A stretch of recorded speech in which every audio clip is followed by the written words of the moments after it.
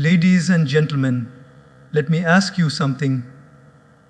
Have you ever had a day where your mind feels like a monkey, jumping from one thought to another, worrying, stressing, overthinking? Well, and by the end of the day, you feel more tired in your mind than in your body. We live in a world where the outside noise is loud, but the inside noise is even louder. The good news is calmness is not a luxury, it's a habit. And today, I want to share with you some simple daily habits, not complicated ones, that can truly bring peace to your restless mind. Because, my friends, a calm mind is not just peaceful, it's powerful. My dear friends, let me ask you a simple question. What is the very first thing you do when you wake up in the morning? For most of us, the answer is not prayer, not gratitude, not silence, it's something else. We open our eyes and straight away we stretch out our hand and grab the phone. Correct? Car pause, smile, audience laughter. We don't even realize. But the very first thing many of us give our mind in the morning is not peace, but panic. You see a text, a missed call, an email, breaking news, someone's picture, someone's opinion, and before you even brush your teeth, the world has already invaded your mind. And then we wonder, why is my mind restless? Why is my heart anxious? Why am I already tired at 10 a.m.? It's because we've given away the steering wheel of our mind to the world before we even sat in the driver's seat. Let me share something interesting. Imagine you have a jar of clean, fresh water. If you immediately drop mud into it, what will happen? It gets cloudy, right?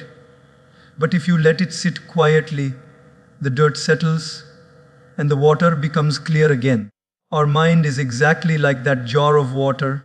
The morning silence allows the dirt to settle before the world starts throwing mud into it.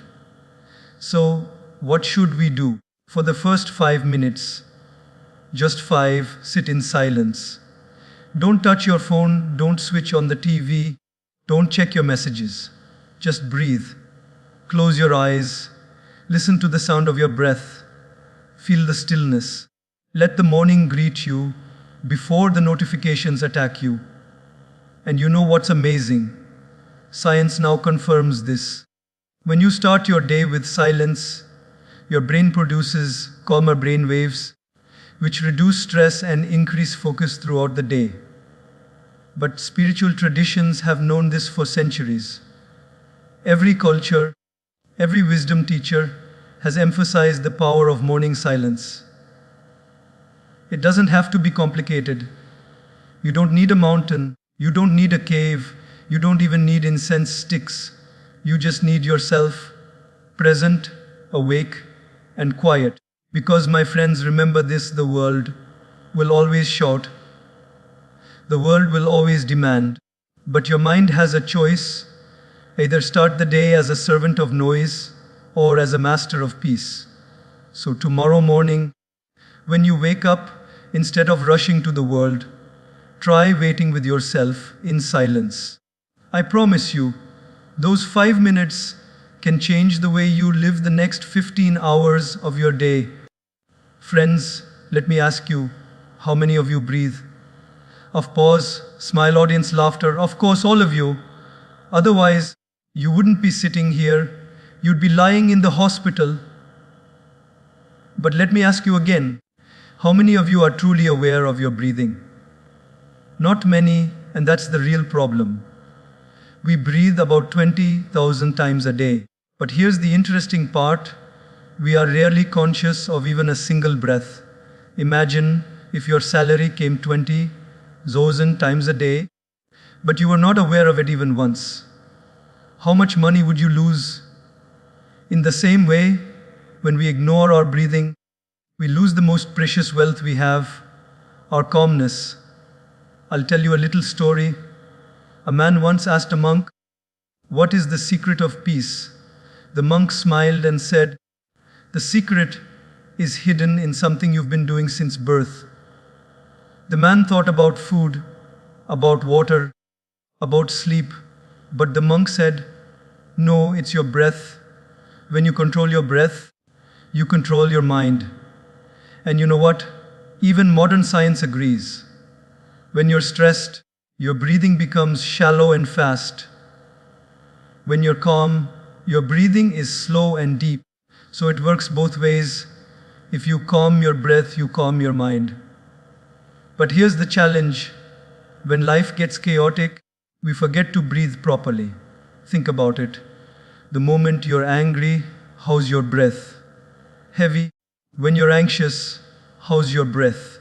Uneven. When you're peaceful, how's your breath? Smooth and slow. So what's the solution? Practice breath awareness every single day. Just 3 minutes is enough. Sit comfortably, close your eyes, and simply observe your breathing. Don't try to change it. Just notice the air going in and coming out. If thoughts come, let them pass. Your breath is like an anchor. It keeps you steady when the storms of the mind try to pull you away. And if you want a little practice, let me share one with you. Inhale for 4 seconds, hold for 4 seconds, exhale for 4 seconds, hold for 4 seconds. It's called box breathing. Navy SEALs use it in combat to stay calm under fire. If it can keep soldiers calm in the middle of a war zone, it can surely help us stay calm. When we're stuck in traffic, in audience laughter, remember this: your breath is the remote control of your emotions. Most people look for peace outside, in vacations, in shopping, in entertainment.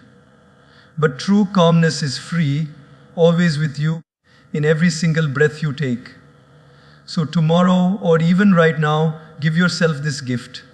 When you feel stressed, don't immediately pick up the phone or distract yourself. Just pause and take a deep breath. Because sometimes the shortest distance between chaos and peace is just one mindful breath. My friends, let me share something that has quietly stolen our peace of mind without us even realizing it. Our little glowing device, the smartphone. Isn't it true that this one object has become our alarm clock, our calendar, our diary, our entertainer, our photographer, our teacher, and our constant companion? It's almost like we are in a relationship with it. But here's the funny part. It's often a toxic relationship. How many of you have experienced this? You sit down to do one important task, maybe to study, maybe to work, maybe to read something valuable, and suddenly your phone buzzes. You think, let me just check for 2 minutes. 2 minutes become 20, 20 become 40, and before you know it, the task is forgotten. Has this ever happened to you? Pause, smile as audience laughs or nods. That's the power of notifications.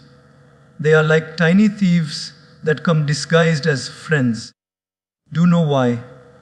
Every time a notification comes, your brain releases a small dose of dopamine, the pleasure chemical. It makes you feel excited, curious, almost addicted. And that is why, even when we are in the middle of a conversation, we suddenly break eye contact and look at our phone. Have you seen this? Sometimes, we respect the phone more than the person in front of us. That's how powerful these devices have become. Now, don't get me wrong, phones are not evil. Technology is not our enemy. In fact, it is a blessing. The problem is not technology, the problem is our lack of boundaries with it. Just like fire can cook food or burn down a house, phones can connect us to the world or disconnect us from our own peace of mind. So what can we do? We need digital boundaries. And that starts with one simple habit: decide when you will use your phone and when you will not. Instead of checking it every time it buzzes, choose fixed windows in your day. For example, check messages only 3 times: morning, afternoon, and evening. The rest of the time, let the phone wait for you. Why should you always wait for the phone? Another powerful practice: Turn off unnecessary notifications. Do you really need to know instantly when someone has liked your picture or when a new video has been uploaded? Ask yourself honestly, does the world end if you see it later? Most of the noise is not urgent, but our mind treats it as an emergency. And here's a beautiful practice. Have a no phone zone in your day. For instance, no phone during meals, no phone during conversations, and no phone before bed. Some families even have a basket where everyone puts their phone when they sit together. Imagine how powerful that is. The message is clear. People are more important than pixels. Friends, our mind was not designed to handle constant interruptions. Every time your focus is broken, your brain takes several minutes to recover. That's why, after a day full of phone distractions, you feel mentally exhausted, even if you haven't done much work. But when you protect your focus by limiting phone usage, your mind feels lighter, calmer, and stronger. Let me share a simple thought with you. If you become the servant of your phone, your peace will always be disturbed. But if you make your phone your servant, your peace will be preserved. So the next time your phone buzzes, don't jump like a puppet. Take a breath, smile, and remind yourself, I will respond when I choose, not when my phone chooses. That one boundary can return so much calmness to your life. My dear friends, let me take you into a habit that looks so small on the outside, but is so powerful on the inside. It's the practice of gratitude. You see, we human beings have a natural tendency to focus on what is missing rather than what is present. Isn't that true? If we have 10 things going well in life and one thing going wrong, where does our mind go? Straight to the one thing that's missing. Someone can give us 99 compliments and one criticism, and where do we put our energy? On the criticism. Our mind is like Velcro for negativity and Teflon for positivity. It sticks to problems but lets blessings slide away. But here's the irony, the happiest people in the world are not the ones who have the most, they are the ones who appreciate the most. Gratitude doesn't change your possessions, it changes your perception. It's not about adding more to your life, but about seeing more in what you already have. I remember once meeting a man who had lost his eyesight. Do you know what he told me? He said, I may not see the beauty of the world, but I can hear the laughter of my grandchildren. I can feel the warmth of the sun. I can smell the fragrance of flowers, and for that I'm grateful. That moment struck me deeply. If someone without sight can still see blessings, what excuse do we have? Science also agrees. Research shows that when you practice gratitude daily, your brain actually rewires itself. Gratitude releases serotonin and dopamine, the feel-good chemicals that improve your mood, reduce anxiety, and even help you sleep better. Imagine that just by saying thank you sincerely every day, you're giving your brain a natural medicine. And unlike pills, there are no side effects, only side benefits. Compose, smile. So how can we make gratitude a daily habit? It's very simple. Every morning before you start your day, just think of 3 things you're grateful for. It could be as big as your family or as small as your cup of tea. Write them down or simply close your eyes and feel them.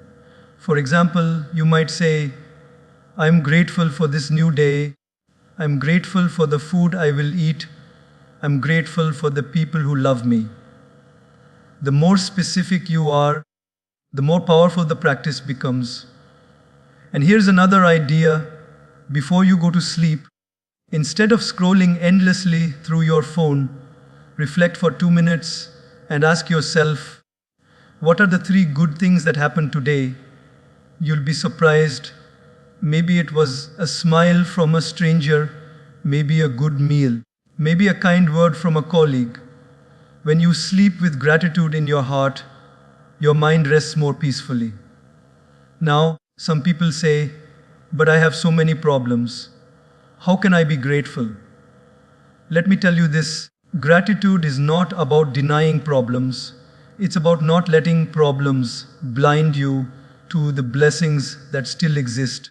Problems are a part of life, yes, but so are blessings. Gratitude doesn't erase struggles, but it gives you the strength to face them with a calmer mind. Let me put it like this, gratitude is like a pair of glasses. Without them, life looks blurry, negative, and incomplete. With them, you suddenly see clearly the beauty, the kindness, the abundance that was always there, but hidden behind the fog of complaints. So, my friends, starting today, make gratitude your morning coffee and your evening dessert. Begin and end your day with it. Because when you count your blessings, your mind stops counting your worries. And remember, a grateful heart is a calm heart, and a calm heart is a powerful heart. My dear friends, let me take you to one of the most ordinary activities we do every single day, eating. We do it at least 3 times a day, sometimes more, and yet for most of us, it has become the most unconscious act of our lives. Eating has become mechanical. We sit with a plate of food in front of us, but our mind is everywhere else, scrolling on the phone, watching television, talking endlessly, or thinking of tomorrow's problems. The food goes into the body, but peace never enters the mind. Have you noticed how we often eat with such speed, as if we're participating in a competition? Who can finish their food the fastest? Sometimes we eat in such a rush that by the time the last bite is done, we don't even remember tasting the first bite. It's almost like our stomach had dinner, but our mind skipped it completely. Now let me ask you, if you went to a concert of your favorite singer, would you be scrolling Instagram the entire time? No, you would want to savor every moment, every note, every sound. But strangely, when we sit in front of a plate of food, a gift of nature, full of flavors, colors, textures, we don't savor it at all. Instead, we treat food as fuel to be dumped inside as quickly as possible so we can get back to being busy.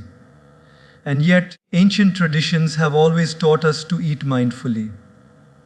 In many cultures, people begin meals with a prayer of gratitude, thanking nature, the farmer, the cook, and the divine for the food on their plate. Why? Because gratitude slows you down and slowness brings calmness. When you chew slowly, taste consciously, and eat in silence, you're not just feeding your stomach, you're also feeding your soul. Even science today agrees, when we eat in a distracted way, while on our phone, laptop, or TV, we tend to overeat. The brain doesn't register fullness properly, and we end up consuming more than we need.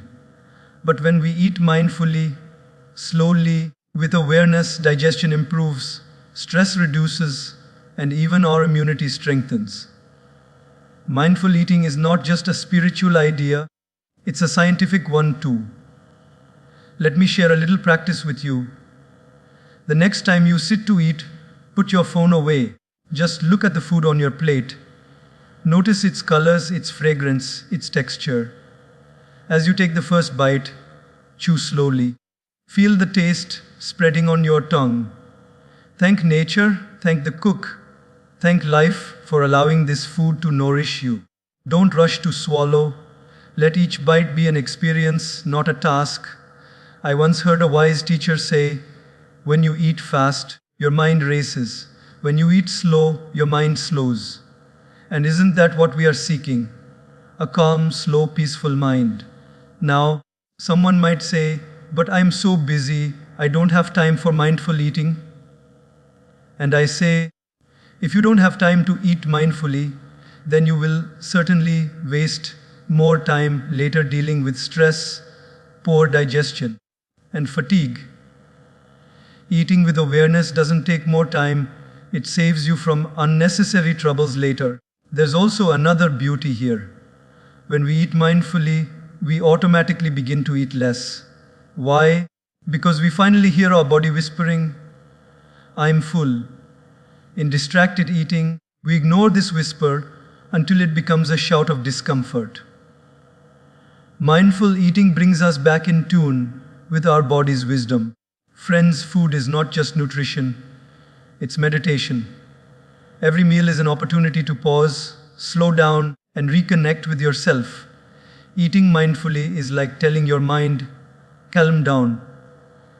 You don't always have to rush. Life can be savored just like this bite. So tomorrow, when you sit down with your plate, remember this. You're not just feeding your body, you're also training your mind. And a mindful bite is far more powerful for your calmness than a distracted meal. In short, don't just eat to live, live through the way you eat. My dear friends, let me take you outside for a moment. Not outside this hall, but outside the walls of our daily routines, into something we often forget to connect with: nature. You see, nature is not just a background scenery for our lives, it is the very foundation of our calmness. But sadly, in our modern lifestyle, we spend more time with screens than with skies, more time with concrete than with trees, and more time with virtual reality than with actual reality.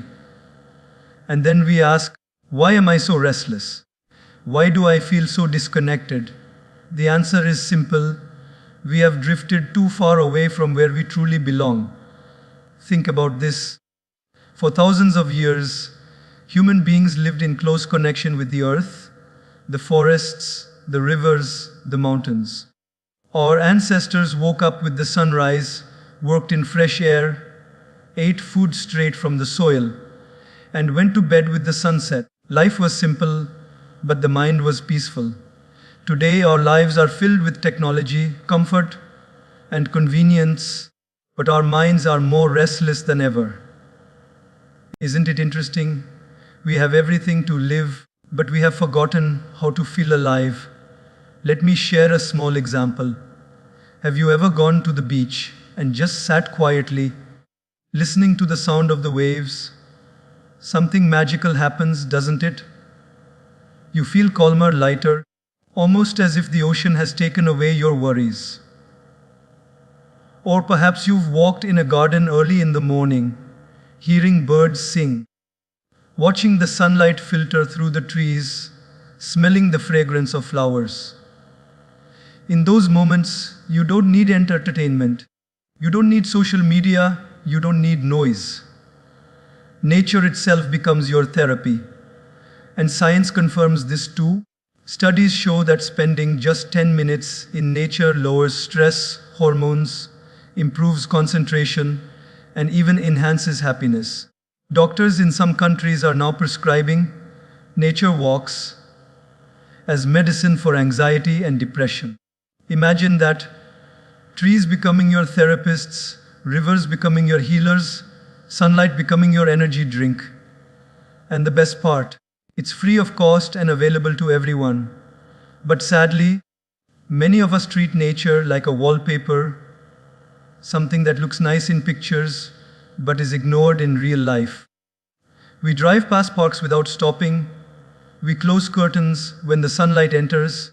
We choose air-conditioned gyms over fresh air walks. It's almost as if we've locked ourselves inside boxes, forgetting that the real medicine for our restless mind is waiting just outside. So what can we do? Start small. Spend 10 minutes every day with nature. Step out onto your balcony, feel the morning sunlight on your face. Walk barefoot on grass and notice the coolness under your feet. Water a plant, touch its leaves, watch it grow. Sit under a tree and listen. Not with your phone, but with your heart. These are not just activities, they are rituals of calmness. And here's something powerful. When you connect with nature, your ego becomes smaller. Standing before a mountain, You realize how tiny your problems really are. Looking at the endless sky, you understand how temporary your worries are. Watching the cycles of sunrise and sunset, you remember that change is natural and nothing lasts forever. Nature doesn't just calm your mind, it also teaches you wisdom. Let me put it simply, a few minutes with nature can do what hours of scrolling can never do. Social media may give you distraction, but nature gives you healing. A phone screen may light up your eyes, but the sun lights up your soul. So, my friends, tomorrow morning or evening, don't just rush into your car or your work. Pause, step outside, look up at the sky, listen to the birds, breathe in the air. Even if it's just for 5 minutes, give yourself that gift. Because the closer you are to nature, the closer you are to your natural state of peace. Remember this, a calm mind doesn't always need a meditation hall, sometimes it just needs a tree. Puff.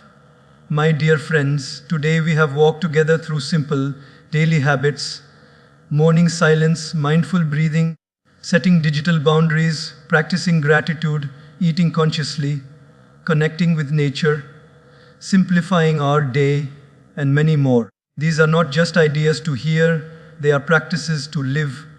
You see, peace of mind is not a grand event waiting for us at the end of the year. It's a daily choice we make every morning, every evening, every breath. We keep searching for calmness in faraway places, in expensive retreats, in exotic vacations. But the truth is, calmness is not hidden in the Himalayas, it's hidden in your habits. And remember, small things done daily are far more powerful than big things done occasionally. 5 minutes of silence, one deep breath, one mindful meal, one act of gratitude. These little drops, when added together, can fill the ocean of peace in your life. So as you leave here today, don't just carry these words in your notebook. Carry them in your heart. Try one habit, just one, and let it grow. Because a calm mind is not just a peaceful mind, it is a powerful mind. And when your mind is calm, your decisions are clearer, your relationships are deeper, and your life becomes more meaningful. So I leave you with this thought. If you want to change your life, don't wait for tomorrow. Don't wait for the perfect time. Begin today. Begin now. Begin with a single simple habit to calm your mind. Thank you, and may your days ahead be filled with calmness, clarity, and joy.